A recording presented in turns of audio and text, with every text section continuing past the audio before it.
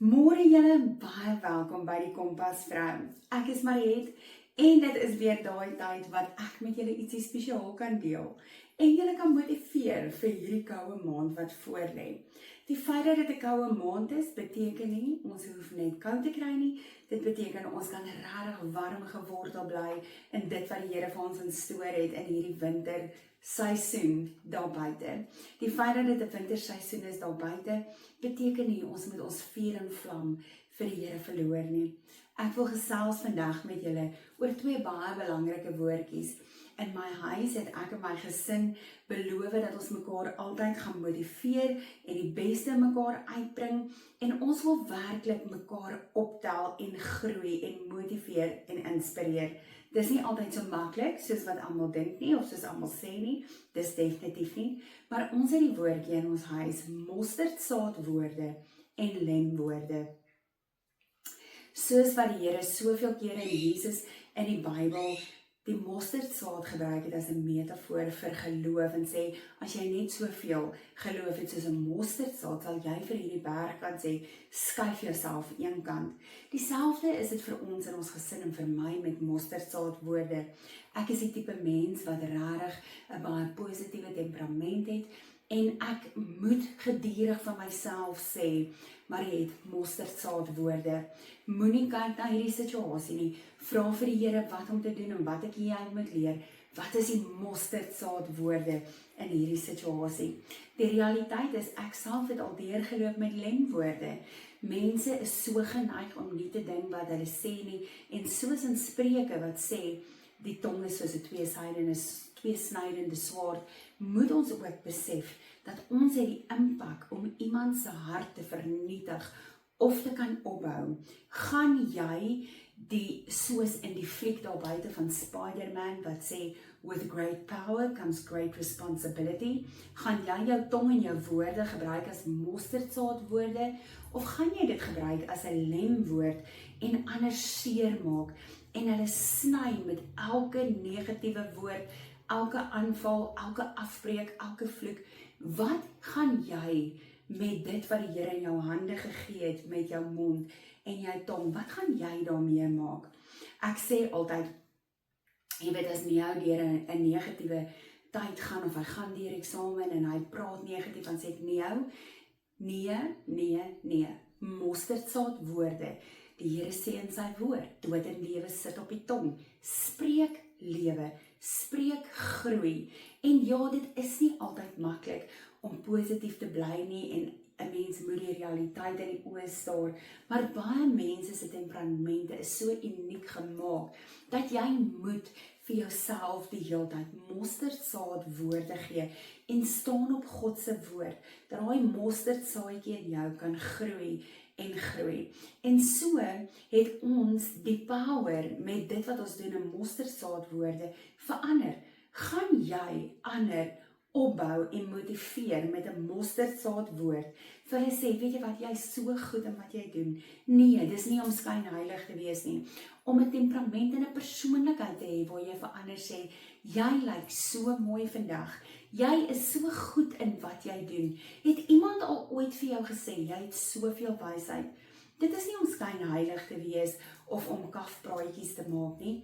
Dit is om iemand anders te motiveer en op te bou en die mosterdsaadjie te plant wat gebou kan word en wat kan groei, sodat hulle ander mosterdsaadjies kan plant by ander.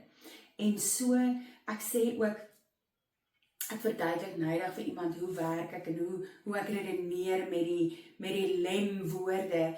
En die realiteit is, weet jy wat, as jy 'n nuwe instrument gaan koop, of pappa gaan koop hierdie nuwe saag, elektriese saag wat hy wil gebruik om die bome af te saag, jy kan nie net inspring en daai saag gebruik nie, want daar's nagevolge en daar is safety precautions op daai papiertjie wat jy moet na kyk en wat jy moet doen.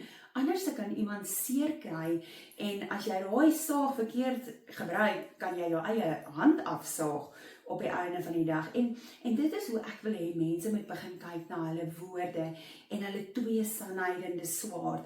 Dat, weet jy wat, daar moet eintlik 'n handleiding kom met ons tonge en met ons monde, want jy kan werklik met 'n lelike woord of afbrekende kommentaar of neersienerige woorde, of om net inhalig en lelik te wees en om iets in te kry, kan jy werklik iemand rarig seermaak en hulle hart te nakom en hulle jy weet 'n lem gee en daar's 'n letsel wat bly. Ek het nou eendag toe kyk ek ook 'n baie interessante ding waar 'n mamma vir haar dogtertjie verduidelik dat, weet jy wat, as jy 'n stukkie papier vat en jy is lelik met 'n maatjie by die skool en jy gee 'n afknouerige woord, dan vrommel sy die papier so, dan sê sy, weet jy wat, ja mamma, ek sal gaan jammer sê. Ja, die Here verwag van jou om jammer te gaan sê, maar as jy daai papier oopmaak en jy stryk hom reg, dan bly daar 'n letsel of 'n merkie. En as jy dit aanhoudend doen met iemand, wat naderhand gebeur is, daai papier raak broos en daar begin gaatjies deurskyn en die papier verweer. So daai papier is glad nie meer sterk nie. So ja, jy kan vir jou lemwoorde elke keer om verskoning vra, maar die skade wat agterbly, gaan nooit weg nie. Daai letsels bly daar. En daarom is dit so belangrik, voordat jy met daai tweesnydende swaard iemand met 'n woord of 'n afbreekwoord of 'n vloekwoord toesnou, dat jy sal besef elke keer, ek wil hê jy moet in jou geestesoog sien, as jy lelik is met iemand, hoe daai lem hom sny en hoe die bloed loop. As ek en my man het al woorde gaan en sê vir hom, ja nee, kyk hoe sny hierdie lemwoorde my, en dit is nou baie gedramatiseer, maar die realiteit is, as 'n mens bietjie so daarna begin kyk, dan is dit, weet jy wat, is dit 'n mosterdsaad wat ontkiem en iemand anders laat floreer en groei, of is dit 'n lemwoord wat kap en sny en die bloed loop, en daar bly 'n letsel na die tyd agter. Ek wil dit met julle los en ek wil vir julle vra, gaan kry vir jou een persoon elke dag hierdie week en gaan gee vir hulle 'n mosterdsaad woord en sê, weet jy wat, ek wil net vir jou sê, jy is so mooi, jy is so goed in wat jy doen, jy het sulke goeie eienskappe. Daar is mosterdsaad woorde vir elke persoon wat jy ken in jou lewe of wat jy meer ontmoet. 'n Glimlag kan vir iemand 'n mosterdsaad woord wees, of 'n saadjie wat plant. En onthou ook net, as jy ongelukkig is, of jy is geïrriteerd, of jy is kwaad, raak rustig en bly gewortel in gebed en vra die Heilige Gees dat hy jou kompas sal wees en dat hy jou sal lei met die regte mosterdsaad woorde elke dag.